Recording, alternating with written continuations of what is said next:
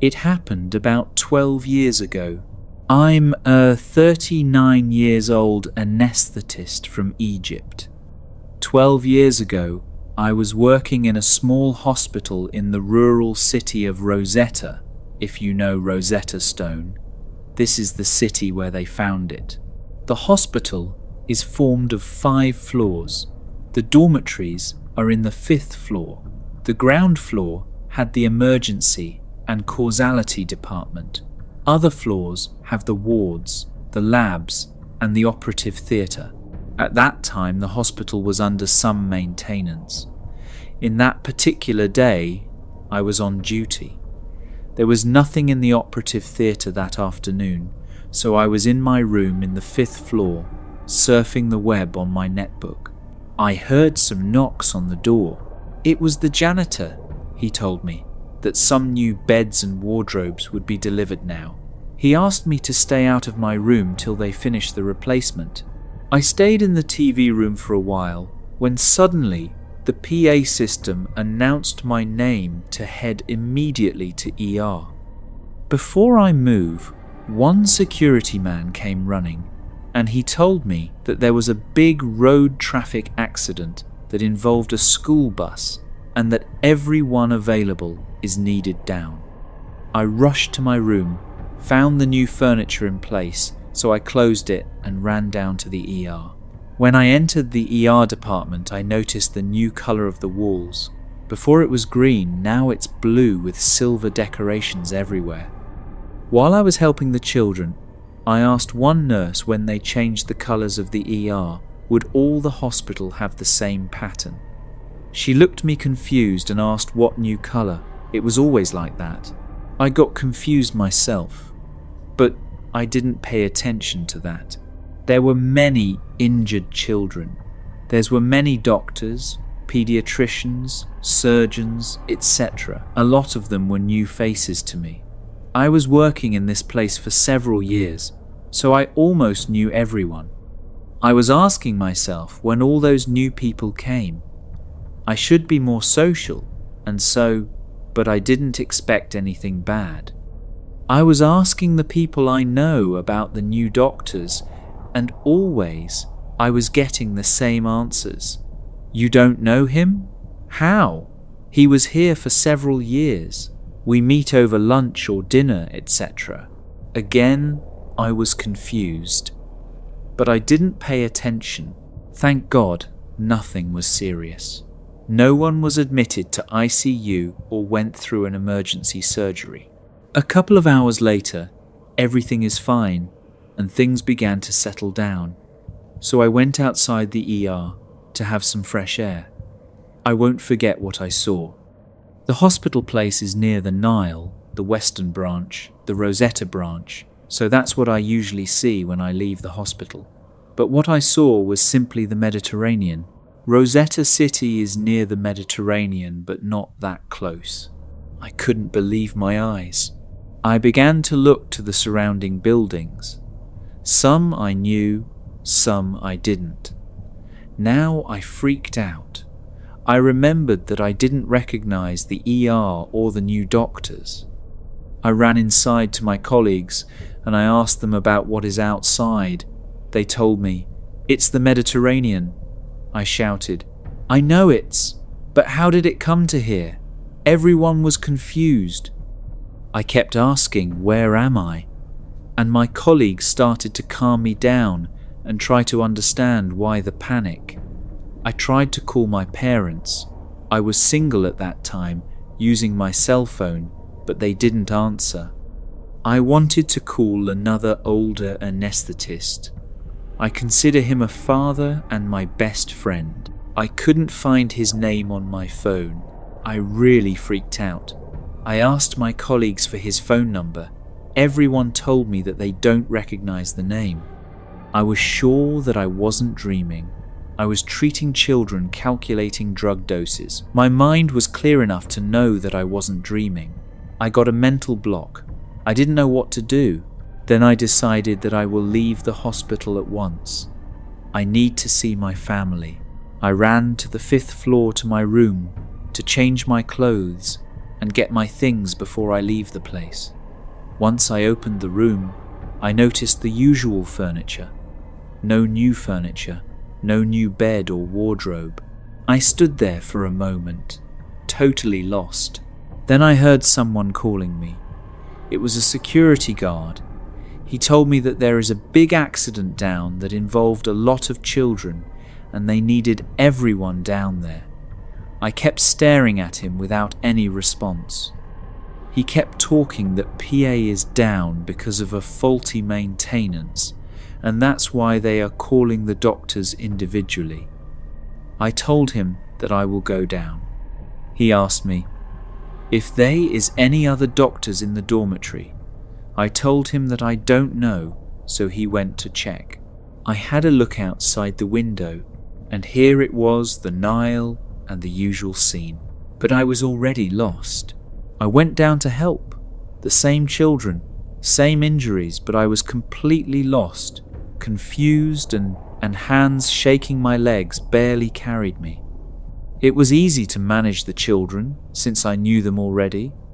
I knew what kind of injuries we will find. My colleagues, usual daily group, no more new doctors, asked if I was okay and that I was pale. The next few days was like hell to me. I had nightmares. I wasn't able to think clearly during my day. Then I took 1 week off to calm down. I have never experienced anything similar. I wasn't on any medications at that time or under any kind of stress. Everything was clear. It wasn't a dream at all. As I said, my mind was clear to pay attention to the details of drug doses, scoring of injuries, I'm sure. Till today, I still remember the children and what I did to them. I only told this story to this older anaesthetist and later to my wife, because whenever I remember it, I remember that horrible feelings I had. About 4 years ago, I was ending my freshman year at college. I had lived in the dorms with a kick-ass roommate and pretty much had a great experience altogether. Towards the end of my last semester, something seemed different in my hall of the dorms. We were all still our lively selves, but just walking into the dorms would give you this massive feeling of dread. We all wrote it off as the stress of finals approaching, but it just felt off. Well, one night after studying, I decide to hit the shower so I can just wake up and make my way to class in a few hours. Before I keep going, I should go ahead and set the layout of our hall and the bathroom. Our hall was one of many halls on a single floor. Each hall had 4 rooms that accommodated 2 people, each or a single room for the RAs. The entrance to the halls were massive steel doors with a small window located at one end, and across from it was the bathroom. It seriously felt like a prison block rather than a living quarter for college students. As for the bathroom itself, when you walked in, you were immediately met with 2 sets of sinks, 2 sinks aside on your left and right, with massive mirrors facing each other and creating that infinite loop of mirrors. Then past that, you had your 2 urinals and a toilet stall on your left, and 2 showers on your right. When facing the left set of sinks, you can clearly see into the showers from the mirror if the door is open, and in the right set of sinks, you can see the reflection of the shower.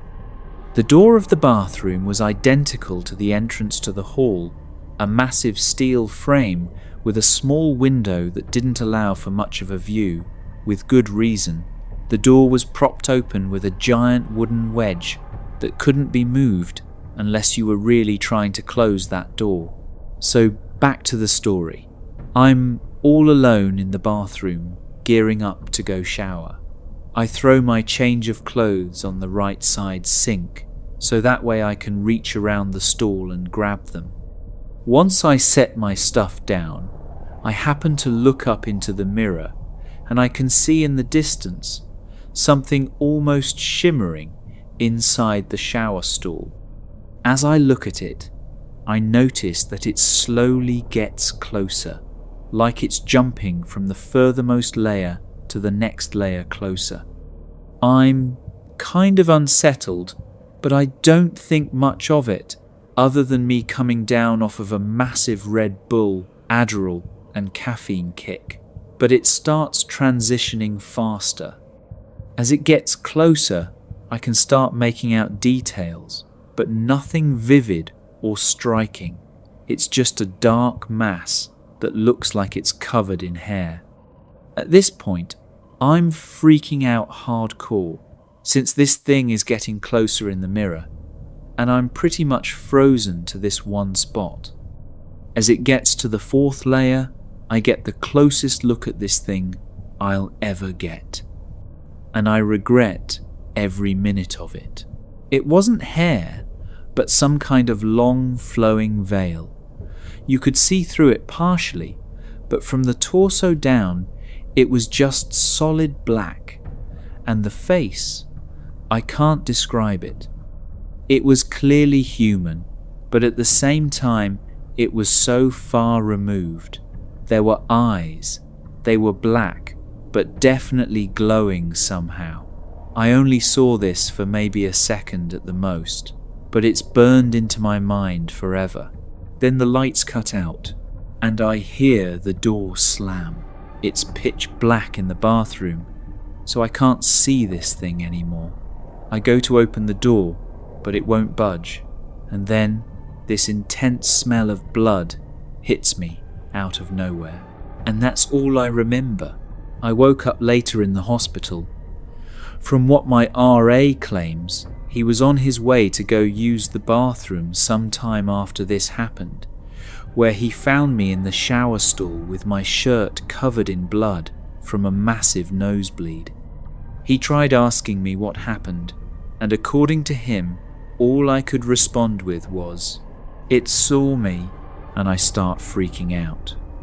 So he calls an ambulance and they get me to the hospital. All the while I'm apparently freaking out, so they sedate me to get me to calm down. I'm coming to around the time my parents show up, worried sick of course. I ask them what happened, and according to the doctors they believe I had a seizure. However, they ran CAT scans soon after I was cooperative enough to do so, and found no sign of any seizure occurring. Not to mention, epilepsy doesn't run in my family at all. And having taken Adderall countless times in the past, and since then, I've never had a similar side effect, neither hallucinations or potential seizures. To this day, I still can't bring myself to look into a mirror for more than a minute, and just being stuck in a room with one for an extended period will just cause me to break down. I've been to therapy going on 3 years because of this, and I've talked to countless religious leaders who, besides giving me the general, "well, you should turn to God in times like these," talks, don't recognize that kind of pattern as anything demonic or evil. And the strangest thing is that before that incident, there were no actual claims of activity in those dorms. And since I left, there hasn't been any either. It was just that one isolated incident. This is the late 80s, early 90s. I was around 6 to 7 years old. I am at home with my sister, who is 14 to 15 at the time. We grew up in a small Texas town. Everyone knows everybody. We are home alone this particular night, and my folks let my sister babysit me frequently. We always got along due to our age gap. Anyway, it is about 8 p.m. in the winter. Deserts get pretty damn cold, so it is dark, and we are in the common room since that is where the TV was, watching 60 minutes or 4, 8 hours, or hard copy or some shit those 1-hour news pieces on CBS that chronicle large crimes in depth, trafficking, murders, kidnappings, and the like. Basically a gritty Lifetime special. This one was a typical story. Guy next door that was quiet went on a rampage in his next door neighbour's house, mutilating them and kidnapping their young daughter. Well, the thing about our house common room is the door leading to the backyard was a large glass door on a wall of floor-to-ceiling windows. Nothing but blackness beyond it, unless you have the back light on. We did not. The front door is on the other side of the room with a small entryway. This is a solid door, so you cannot see what is beyond it, with a glass storm door on the outside of it. About 45 minutes into the show, they are talking about the ongoing manhunt for this crazy guy and bam bam bam, front door bangs like crazy. We jump the fuck up and scream like banshees. Dead silence now.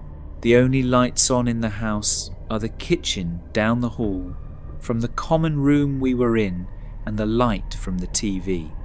We start thinking something on the porch. We had some planters and a rocking chair out there had simply blown against the door. This was West Texas, crazy strong winds out that way. Well, a minute or two of silence and us holding each other post-adrenaline overdose passes. Just when we are about to declare everything is safe, we hear the storm door on the outside of our front door close. Fuck. Someone had to have opened that door to be able to bang on the front door like that. Shit. We are both frozen in the middle of the room on the floor where we had been watching TV. My sister crawls over to the TV and turns it off. It was an old TV, so you had to turn that metal dial to switch it off, which it does with a mildly loud thunk. Now it is just us in a room dimly lit by the kitchen light down the hall. I do not remember how much time passed with my frozen and my sister still crouched by the now off TV, but we kept making eye contact, then looking at the front door. I remember this part vividly. I am on my knees, sitting on my feet, and I turn around to look at the back wall of windows and glass door. We hear and I see the back door knob turn. It was locked on the knob, but not deadbolted. It rattles slightly as if someone is gently trying the handle. Neither of us make a sound, just held breath. Then, bam bam bam bam, loud as all hell. Someone is trying to force the door open, just jerking it back and forth. The whole wall of windows is vibrating violently, and I can see with each jerk of the door how my slight reflection gets fuzzy, then clear, then fuzzy. My sister flips her shit and screams bloody murder. I am still frozen on the floor. She gets up and basically drags me into her bedroom, slams the door, throws her mattress and anything she can in front of her door. Thankfully, she had remembered the phone, one of those ungodly heavy beige plastic long metal antenna portable phones. We still had to direct dial the sheriff there, and in her panic didn't remember the number. She just hit redial on the phone. It was one of her friends, and she tells them in broken gasps that someone is trying to get into our house and needs to get there right fucking now. I am curled up on the floor and cannot stop shaking. We don't hear anything else until we see the headlights of my sister's friend and her parents driving up to the house. We never did find out who was at the door or why. There were no signs of anything happening but a couple of scuff marks on the bottom of the back door that we could not remember if they were there beforehand or not. Nothing like that has happened to me or her since. But for damn sure we never forget to lock a door after that.